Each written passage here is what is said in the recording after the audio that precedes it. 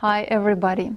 It's my honor to be invited as a speaker to talk at this conference, and I'm thrilled to share some of my thoughts with you today. So, by this time at the conference, I think you probably have heard the introduction to decision making and risk analysis quite many times. So let's skip this part in this talk and jump directly to the cases. We are going to look at the analysis of an investment decision to renewable energy power plant. Then we will look at life cycle emissions and how to optimize the policy to reduce them. And then we will have a fun hands-on case together, some valuation exercise of buying an electric vehicle, and that model, together with some cool analytics, is available for downloading and taking away. Let's get started. As an investment case, let's consider an industrial-scale solar PV power plant located in Russia. Our revenues will come from electricity sales, naturally, and from state subsidy. And of course, in order to build the power plant, we'll have to spend some investment costs and some operating expenses later on to run the plant. The question is whether to invest or not. But before answering that, let's have a look at the subsidy. It's a tricky one. So the amount to be paid to the project depends on the project capital costs, local content requirement, whether we buy enough of equipment and services locally from Russia, and from the electricity production performance. Plus, the subsidy depends on the external market factors, electricity price development on the market, inflation, interest rate, and exchange rate.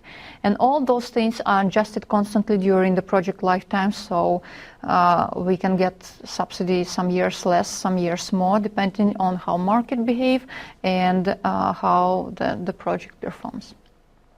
Now here's the Excel model to understand the cash flows and the behavior of the investment.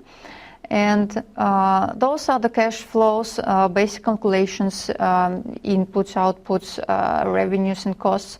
Here's the separate calculation for the subsidy and all those factors that it depends from. And then it enters the net present value of the project. And well, the net present value is this, just one number. Of course, we wouldn't base our decision based on simple indicator. So what we want to do, we want to run sensitivity analysis. And one of the simplest forms of sensitivity analysis is doing factor by factor check how the model behaves. And that can be done with either spider diagram or the tornado chart. Well, let's check spider diagram. Here it is. Well, okay, we can see that there are some more influential factors and less influential factors. We can see that capacity factor, which is electricity production performance, influenced the situation quite a lot and may drastically reduce the net present value. And we also can see that it's non-linear, something has to do with the policy. Then capital expenses or investment cost is also quite influential and can make the investment unprofitable. Then there is also discount rate that influence the situation, and risk-free rate and other factors have relatively minor influence. Would that analysis be enough for us to make a decision? Well, actually, as a matter of fact, some time back when I was working in an investment department in a big oil company, that was enough for us. But often those decisions would prove to be not very good later on. So as a researcher, I decided to make a step further and create a model for Monte Carlo simulation so we can observe all the factors changing simultaneously. Now, here how this model looks like. It was done in Simulink, but practically it can be done anywhere, including Excel with some VBA coding or some free markers from the internet. Here, all the same inputs, all the same calculations, but the difference is that there is some uncertainty inbuilt into the inputs, so there is some variation, and the model runs the calculation many, many times in order to get the probability distribution. And here's the resulting probability distribution. Well, yeah, it looks weird. It's no way close to normal. definitely something is going on inside. Perhaps it has something to do with that non-linear stepwise function of electricity production performance. But anyway, the only thing that we can see from here is that there is a tiny part of that distribution in the positive zone, and a huge amount of risks involved in this decision. So at least based on that, the decision to invest would be negative, right? But I still wanted to dig deeper, and I started to check different scenarios for that.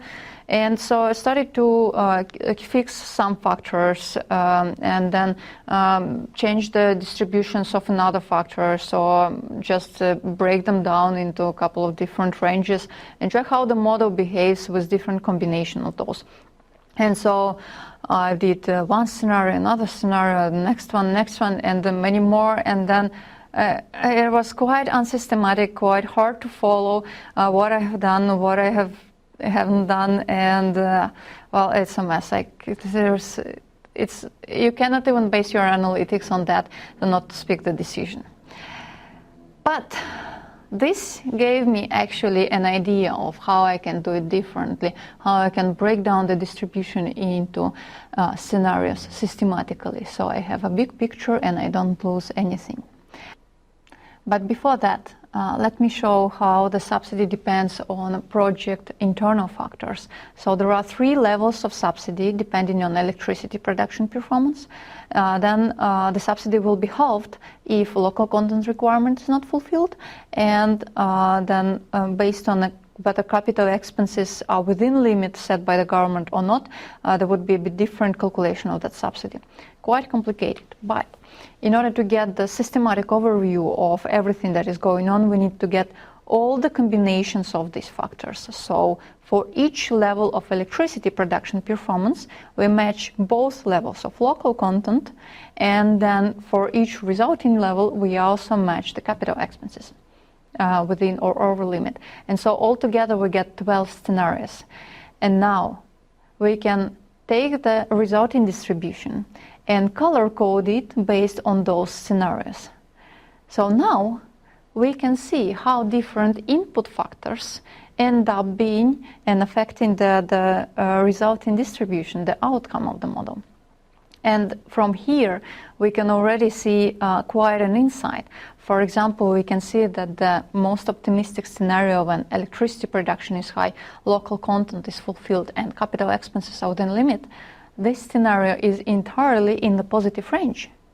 So it tells us that even if there is uncertainty in all other market factors, the profitability of our investment is guaranteed, and it has something to do with how subsidy is calculated. It offsets the influence of external factors.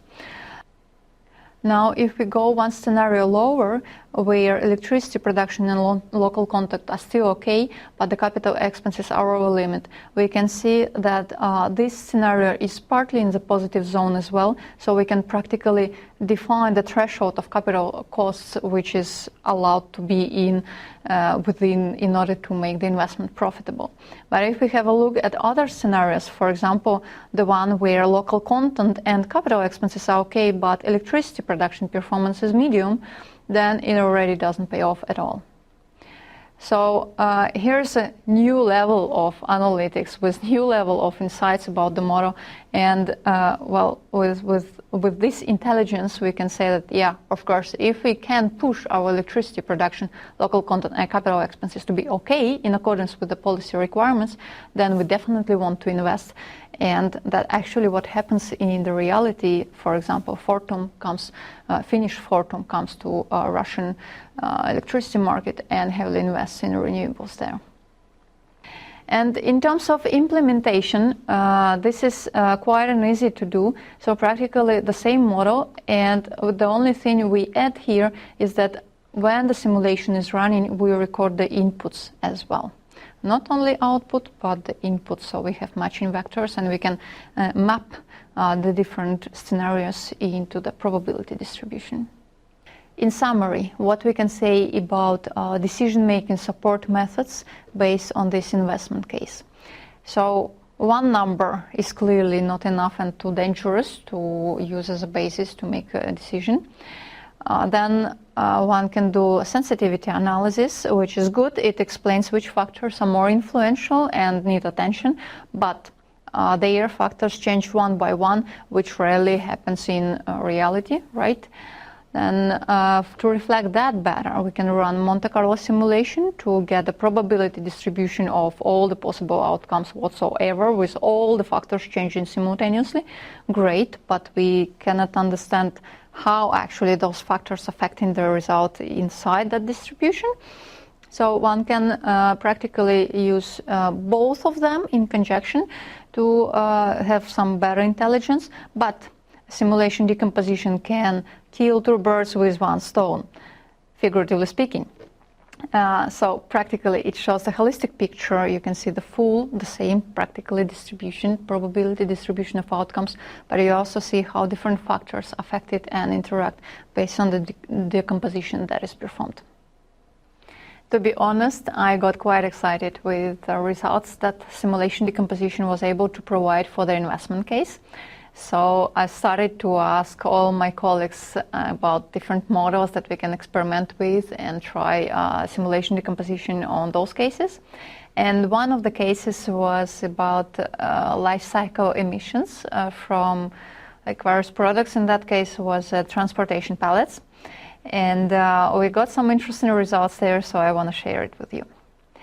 So everything starts with a bunch of equations that explain how those emissions are calculated, and practically they are calculated as a sum of emissions during the life of a product, from producing that product, repairing, end of life, and also transportation on the way. And every single element of that is based on the mass or the quantity of the material used and the global warming potential of that material.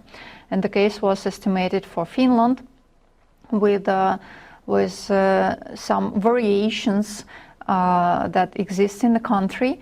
So those are the input numbers and the variations modeled as different distribution types. So, and we put all that information in Excel, and by that time I already put the SimDeck logic in Excel as well, so it's easy to use. And here's the inputs, here's the distributions made from those inputs, and that's the calculation of total emissions from these randomized numbers. So practically every time we recalculate the model, this number changes. And for this model, we are running Monte Carlo simulation, and we first check the probability distribution. Here it is. Again, the shape is weird, which is why it's interesting to look inside with the decomposition. And in terms of the numerical range, it varies from negative emissions, which is good here, to positive emissions, which is clearly bad. So for decomposition, of course, I played first with different factors, and I ended up showing this graph to my colleague. And here, what is interesting in this graph? So we decompose the distribution by two factors: end of life, either burning or putting it on a landfill, and number of uses, low, medium, and high. That's it. Now let's focus first on the landfilling part. So if we have a low number of uses, which is not efficient, then of course our emissions from the life cycle of the product are higher. And the higher is the number of uses, the more efficient the process becomes, and so the emissions decrease and go almost close to zero. But if we look at the incineration part, in the burning part, then the dependence is reversed. So the more we use the pellets, the higher are the emissions. That was not very intuitive, so I showed these results to my friend and colleague, and he said to me, that's weird, you have a mistake in your model. And I'm like, no, it's your model, there is no mistake, but let's check. And we checked it, and it still works like that. And nobody understands anything. Then we start to play slowly with those factors, understanding how it works.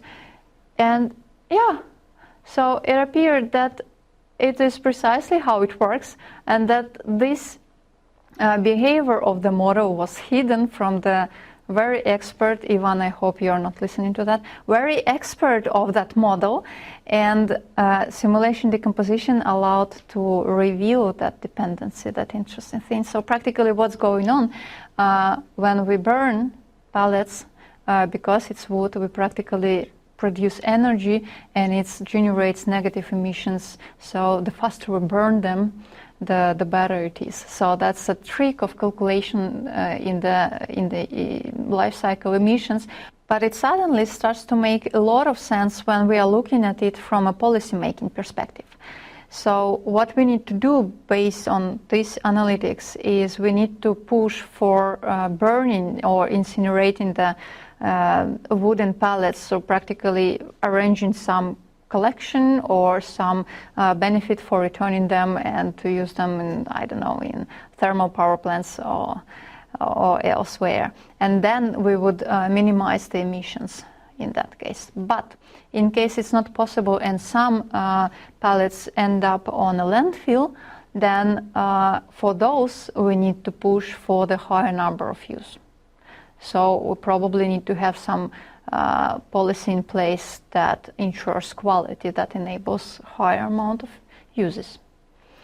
Here is how, by observing the holistic picture, the overall probability distribution and the interaction of individual factors inside it, we can generate much better insight for decision making, for policy making, by practically observing how factors interact inside.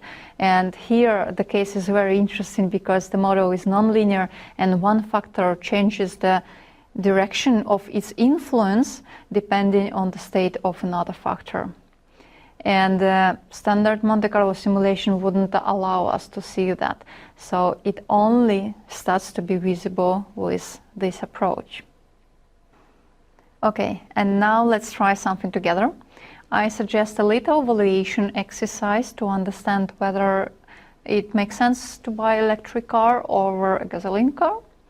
For that, we are opening Excel. And here's already pre-built model for running Monte Carlo simulation and simulation decomposition with some macros and VBE there. Let's get first estimates for an electric car.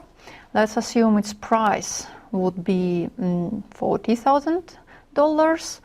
Our mileage per year, let's say around 10,000, and of course we'll be playing with these numbers in the simulation.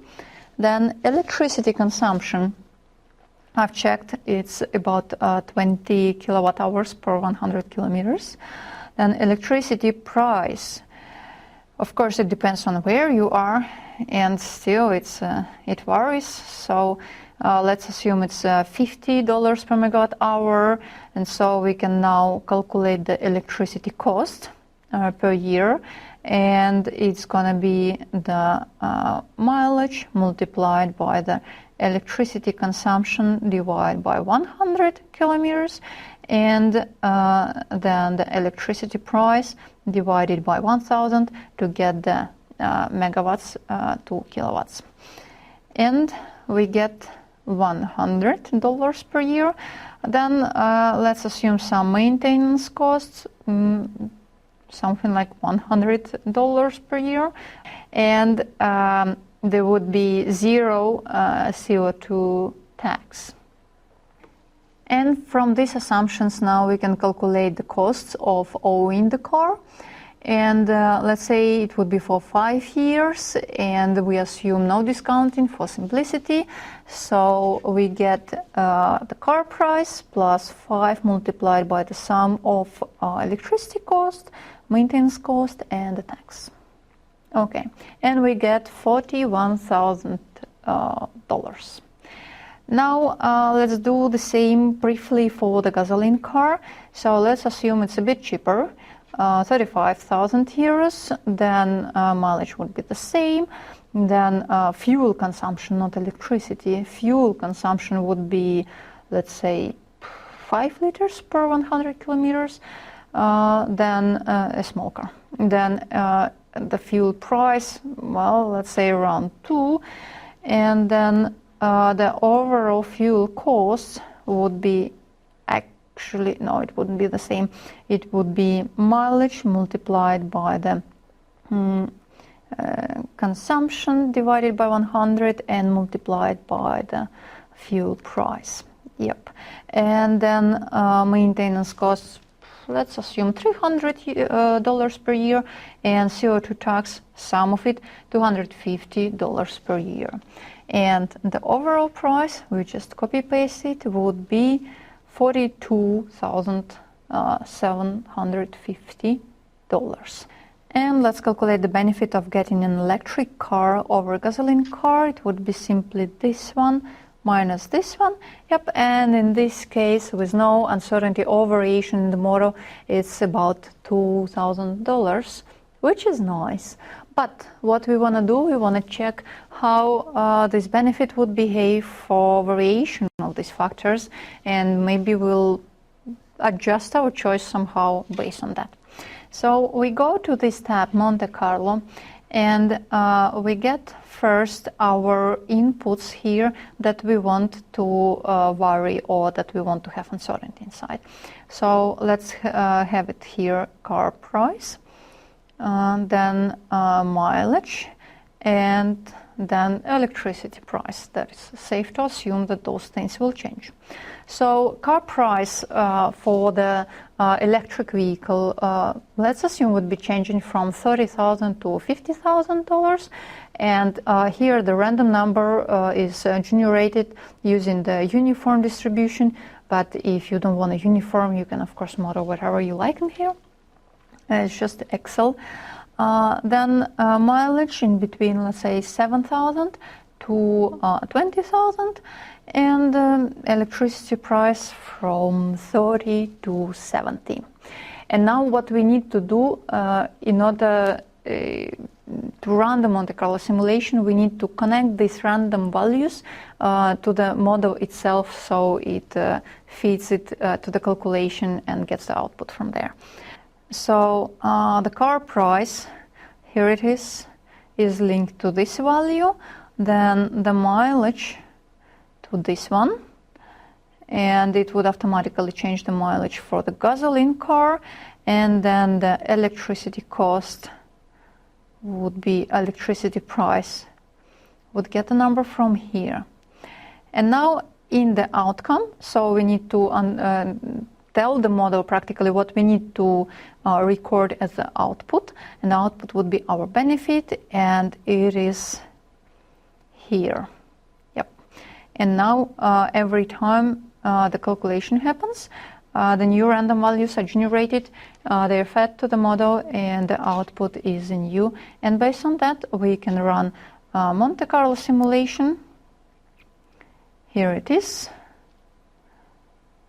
And that would be our graph. That is not very informative, except that we have quite a variation of benefit, and it can be actually better to get a gasoline car for our assumptions for some conditions which we don't know which are they. So now let's perform the simulation decomposition. So I suggest we just use these two factors, car price and the mileage. And well, at least in this model, it automatically takes the first three variables for decomposition. The car price, we can divide it by two different states. The one cheaper than we wanted, there is 40,000 euros, and more expensive than that. And here we specify the numerical threshold, but minimum and maximum undefined based on the min-max defined in the in here. And then mileage, let's divide it into three different states. Let's say from 7 to 10,000, we'll call it tiny. Then from 10,000 to 15,000, we'll call it expected. And from 15,000 to 20,000, let's call it excessive. And now we can run simulation decomposition and update the chart. And here is our result. We have the green colors for cheaper prices of the car and violet for the more expensive ones. And then we have shades of colors, of both colors, for different levels of mileage. So based on this analytics, we can say that the benefit is positive. It's more beneficial financially to own an electric vehicle if we manage to get it 40,000 euros or cheaper than that. And if we get it more expensive, then it's quite high probability that we ending up paying more than if we own the gasoline car. But hey, it's not all about the money, right? And what we can say generically about the model behavior in this case, well, the car price is clearly here an influential factor, and it divides the distribution into two clear different parts, almost vertically. But then the mileage having all other uncertainties, which is electricity price in there, right? It's not that influential. Still there is some shift, but practically scenarios lie on top of each other. So the influence of that factor gets kind of diluted in the electricity price uncertainty, and the car price is the one to take care of in order to steer the result into a desired range. So this is how the Excel can be used for Monte Carlo simulation and simulation decomposition. It is yours. Go ahead. A couple of suggestions only. When you play with decomposition, try different factors, see how you can try them one by one. You can check then how they influence your outcome in the presence of all other uncertainties. They might be not that influential after all. Definitely try combinations of different factors. You'll be able to see if there are any interactions, if there are any synergies in your model. And of course, the more complex the model is, the more interesting things you'll see with SimDeck and all these interactions inside. Then colors. If you just randomly choose the colors, it's going to be a mess. So I would suggest using the most influential factor first and using the main different colors for the states of this main factor. And all the others can go easily with the shades of the main color. And then as in here, you will get quite a consistent and visually intuitive picture. If you decide to try simulation decomposition in your practices for your decision-making problems, please let me know. I was so curious to see the results and maybe help you develop them any further. This approach is my academic baby, and I would love to know if it really manages to help people make better decisions. Thank you for your attention. I hope you enjoyed